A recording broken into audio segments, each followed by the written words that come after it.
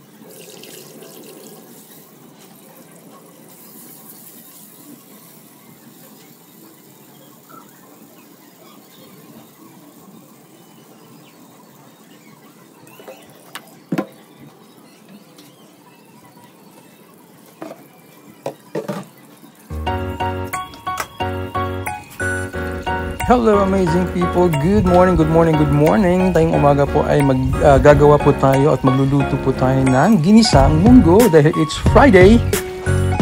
Yun kadalasan yung niluluto natin, di ba? So unang-unang gawin po natin, hugasan po natin yung karne nang maigay para malinis po ang ating karne. And of course, hiwain po natin into bite size para madali po siyang maluto. And of course, para mas marami po tingnan yung karne po natin kahit half kilo naman po yan. Alright, so ayan, patuloy po tayo maghihiwa ng karne. Ganyan lang. So ang ginamit ko po dito ay liempo and some pork chops. Tapos struggle tayo sa buto. Huwag na lang, ganyan na lang. So ganyan, tuloy-tuloy lang ang paghiwa ng karne po natin. Ito naman ngayon is pork chop po yung hinihiwa ko ngayon dito. So habang pinapakulo ko po yung munggo, piniprepare po natin yung ingredients po natin kagaya po ng karneng baboy dahil baboy po yung sinahog ko po sa aking munggo. And of course, pagkatapos ko pong hiwain ay hugasan ko po ulit yung karne para po mas malinis po talaga siya, walang dugo. And then at this point, piniprepare ko na po yung mga ibang sangkap gaya po ng sibuyas, bawang, luya, and bell pepper. Ayan, hinugasan ko muna yung bell pepper dahil medyo madumi siya. Tapos inumpisahan ko na po siyang hiwain. Inuna ko po yung bell pepper. So yung mga sangkap po na panggisa po natin ay bawang, sibuyas, luya, and bell pepper. Tapos yung ibang sangkap, mamaya na po natin sabihin. So ayan, hiniwa ko po yung mga panggisa po natin. Para po pag lumambot na po yung munggo ay atin na pong gigisahin. So ayan, hiwa-hiwa lang tayo, hiwa-hiwa. Ayan, so balatan natin yung sibuyas. Actually hindi ko na po siya ginaganyan ko na lang siya pinipisa. Tapos binabalatan.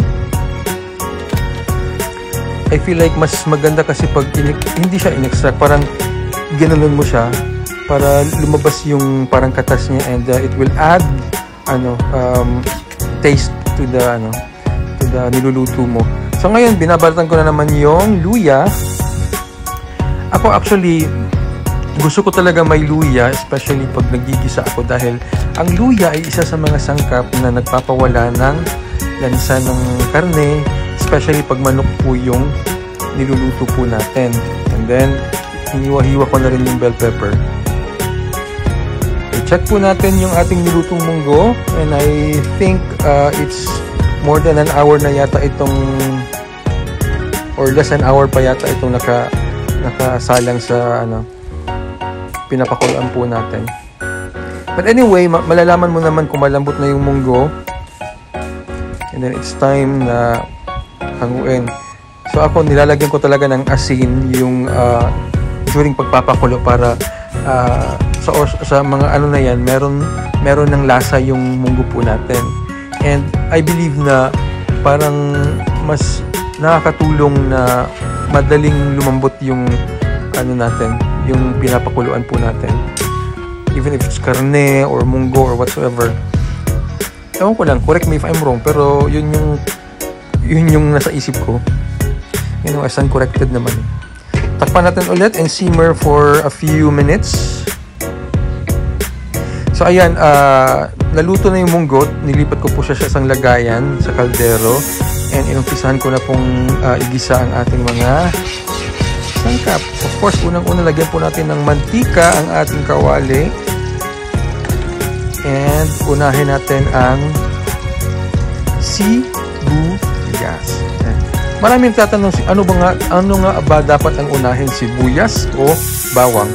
Anyway, para po sa akin, either way, walang problema naman sa akin. Pero, ako usually kasi, inuuna ko po yung sibuyas. Ayan. Kasi yun po yung nakasanayan ko. Pero pwede nyo unahin yung bawang, wala naman problema. Kasi at the end of the day, sama-sama pa rin sila sa isang lutuan. Di ba? So, ayan. Isahin mo yung sibuyas until mag-brown po siya.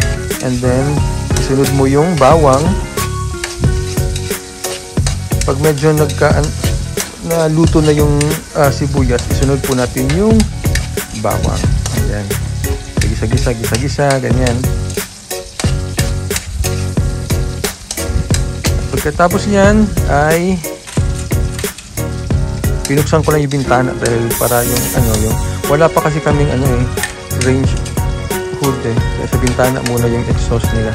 So this time nilagay ko na po yung bawang, and then gisa-gisa ulit. Kung makikita nyo, buo-buo yung bawang kasi gusto ko yung ganun na hindi siya minins, kasi mas gusto ko po siya yung ginanon lang. Ang tawag, hindi ko gipisat ba in my mother tongue, gipisat in Bisaya. So yung pagkatapos po ng bawang ay isunod po natin ang ating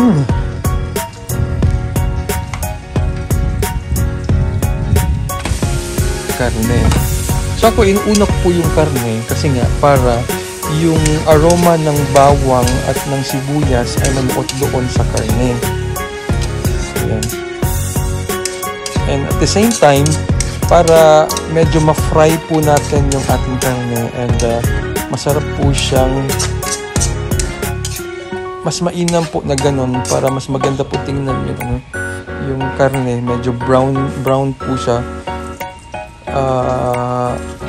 Pag nilagay na po natin yung sahog po kasi siya. So kailangan, ako ha, this is just me, pinipito ko po talaga yung pagkagisa ko ng karne is medyo yung nafa-fry po siya, hindi lang yung ginisa-gisa lang.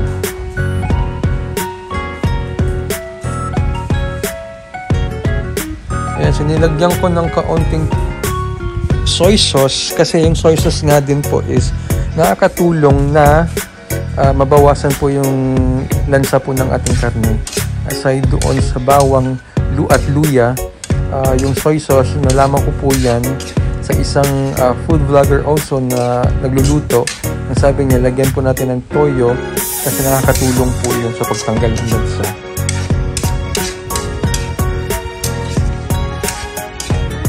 So, halu-haluin lamang po natin hanggang sa mag-brown po ang ating karne.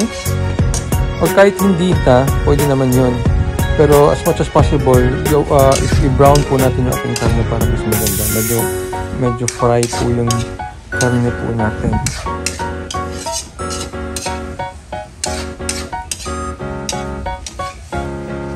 So, konting halo-halo pa.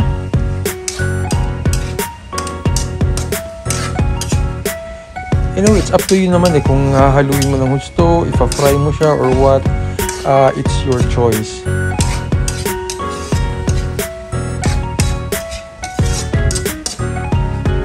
So, ayan.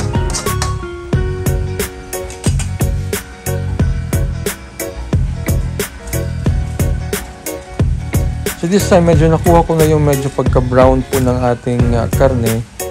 Kaya nilagyan ko siya ng kaunting magic sarap para may lasa na po yung karne po natin. Aside doon sa soy sauce, magkalasa na po yung karne po natin para syempre, mas masarap yung may lasa na yung karne, may lasa pa yung munggo po natin. And anyway, hindi naman naalat yan dahil nga lalagyan pa natin ng tubig. So, yung alat ng karne at ang alat ng munggo ay ma-neutralize po natin yan mamaya-maya. So, dinagdag ko na po yung bell pepper and yung luya.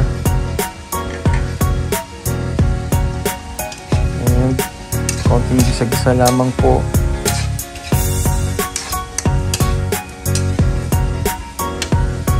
So halu-haluin lamang po natin. Yung bell pepper is actually nakakadagdag po siya ng may lasa. And yung luya, as I mentioned earlier, nakakapagtanggal po siya ng lansa. And of course, para may konting anghang yung niluluto po natin. Anyway, meron naman po akong ilalagay na sile. Pero aside from sile, gusto ko talaga may luya po yung natin, yung niluluto po natin. So pagkatapos mo siyang haluin, pagkatapos mo siyang gisahin, kumuha po ako ng tubig, mga kalahating litro. Kasi marami po kami sa bahay, so kailangan po marami pong sabaw. It's your preference. Kung gusto mong damihan, gawin mong 1 litro, wala namang problema. So ayan, pinakulo ko na yung tubig para madali na lang siyang kumulo. Dinagdag ko, ayan. Konti lang kasi yung munggo po natin, may sabaw po yun. Kaya nilagay ko siya ng tubig. Siguro mga kalahating lang, half liter lang man siguro yun. Ayan. So, at this time, medyo haluin natin ng konti. Tapos, isimmer po natin yung niluluto po natin.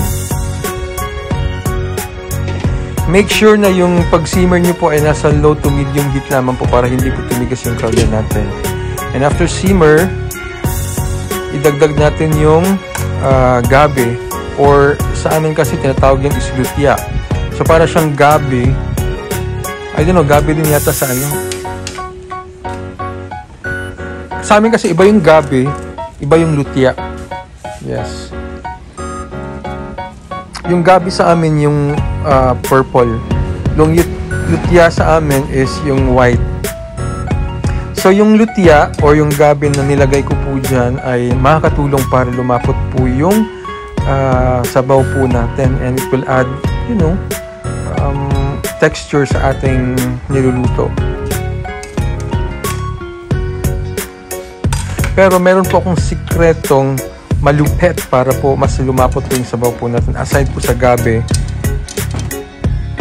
So this time, hindi pa kasi fully luto yung munggo. Medyo may tigas pa siya ng konti, kaya hinalo ko na rin siya para sabay lumambot yung gabi tsaka yung munggo. Ayan. So makikita nyo dumami yung sabaw kasi nga may sabaw pa yung munggo na niluto natin na pinakuloan kanina. So haluin natin para mag-mix yung alat ng pinalambot na munggo and yung ginisa natin kanina na karne. Halu-haluin lamang po natin. And of course, tikman natin kung tama lang yung alat. Kasi kung hindi, dagdagan natin ng tubig.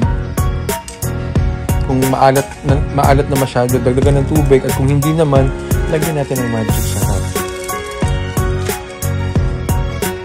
Actually, ako pag naglagay ako ng magic sarap, pakonti-konti lang kasi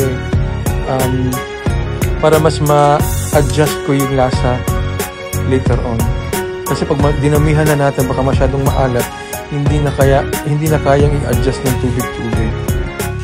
So, yan.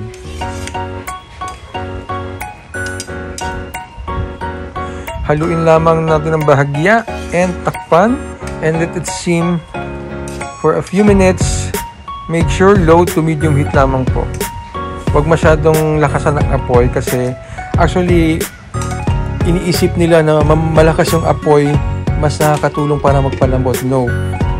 Maninigas po yung karne po natin yan. So, mas maganda kung low to medium heat. So, ayan, after a few minutes, binuksan ko na po tinek ko po yung niluluto natin.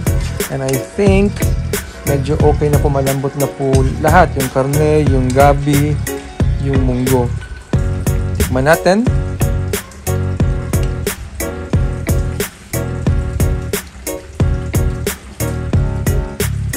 Ayun. So, habang tinikman, isimmer mo lang siya.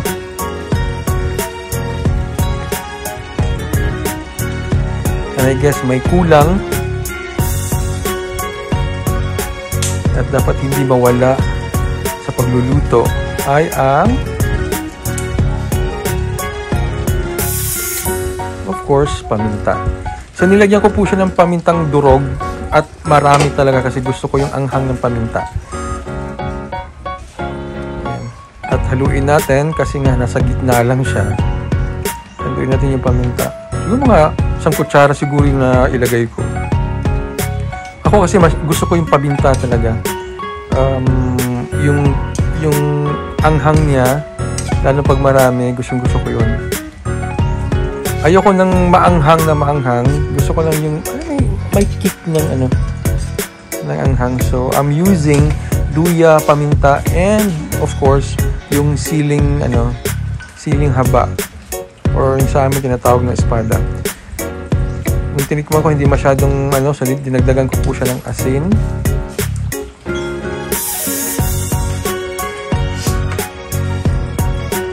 And halo-halo ulit.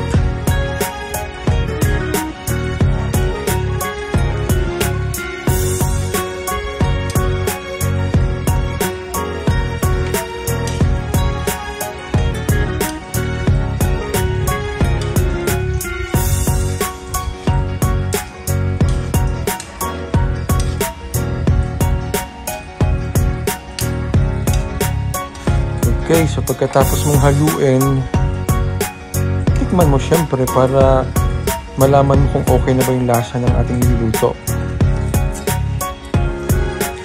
And kung makikita mo, medyo sticky na po yung sabaw po natin. But ako kasi I wanted na more sticky po yung sabaw po natin. Kaya ito po yung sikretong malupit ko pag nagluluto ako ng munggo. Ayan, dinagdag ko muna yung sili. Pero hindi po yan maanghang na sili, ha?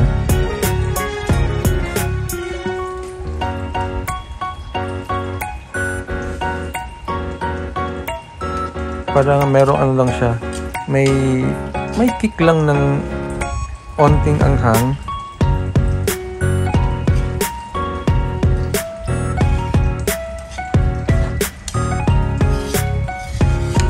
Ayan, haluin lang natin ng kaunti. Halo-halo pa more.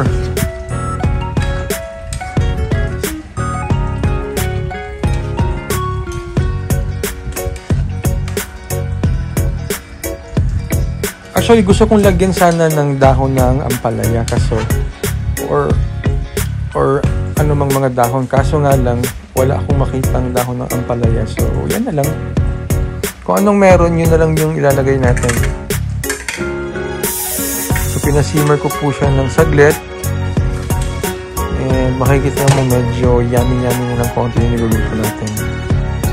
So, ito yung sikretong malupit ko. Kumuha po ako ng munggo na luto na.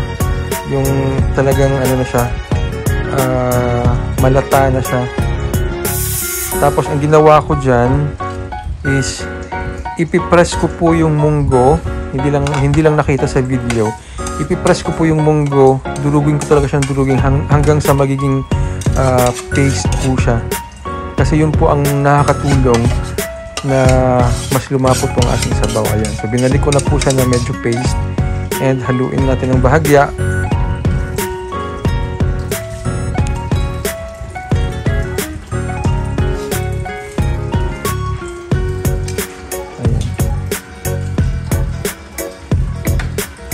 Pwede nyo pong dagdagan ng tubig kung gusto ninyo.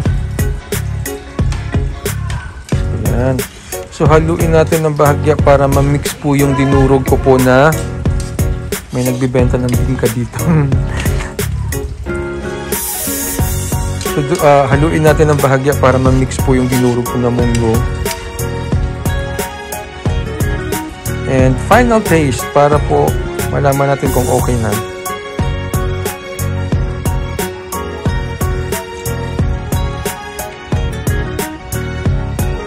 So, I guess it's okay or kailangan pang lagyan natin ng ibang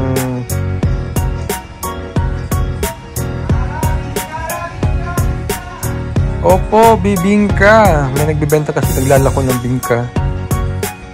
Sumisigaw.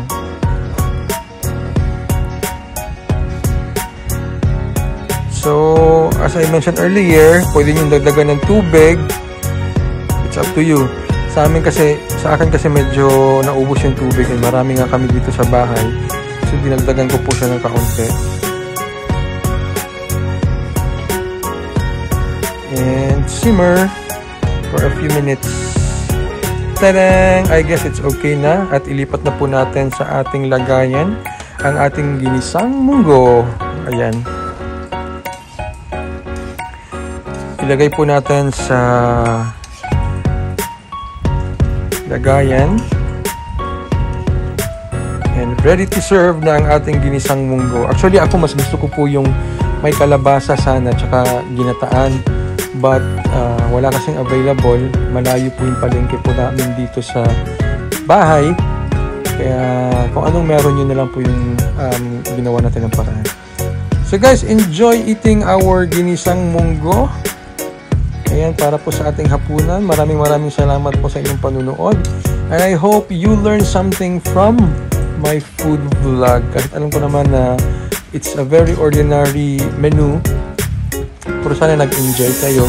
Thank you so much for watching. Bye-bye!